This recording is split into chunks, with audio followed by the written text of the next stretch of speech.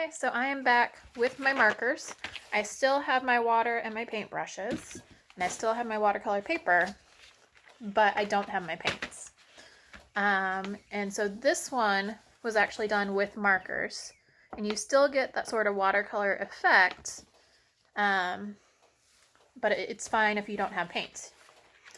So what I did was, it's going to be a little bit blurry, and that's fine, but on your dry paper with your markers, you want to draw sort of whatever design you're thinking. So for this one, I just did some simple, quick flowers.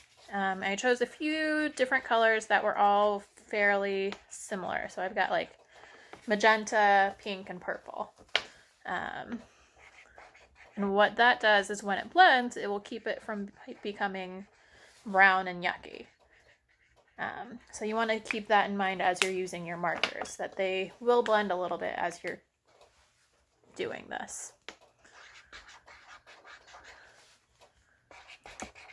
So I'm just going to draw on my design.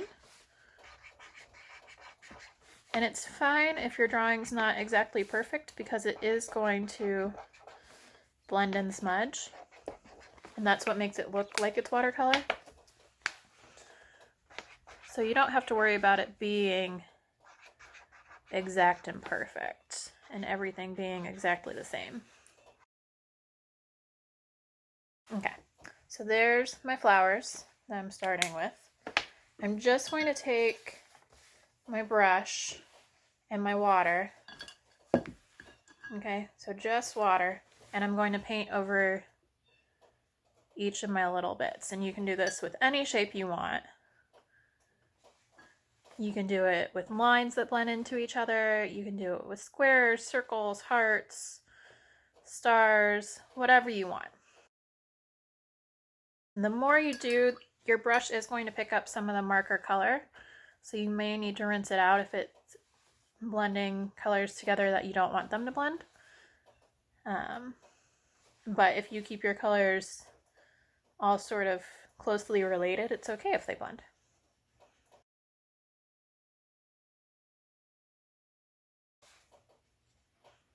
And you probably don't need to dip your brush as much as I am, but it's up to you. You can dip in between each shape, you can dip every couple of shapes, it doesn't really matter too much. And you can see that they're already starting to blend and blur and smudge and all that. And there's some spots where there's extra water where it's dripping, that's fine. So I'm gonna let this sit off to the side and dry, but then I can come back to it and do another layer. So this is actually 3 or 4 layers built up. So we've got one layer. I did this one earlier. It's got 2 layers on it already. So I'm going to do one more layer. And this time, instead of flowers, I'm just going to do some dots to fill in some of my empty spaces. Or if there's spaces where you think that you want more of a color than what you have, you can do it there too.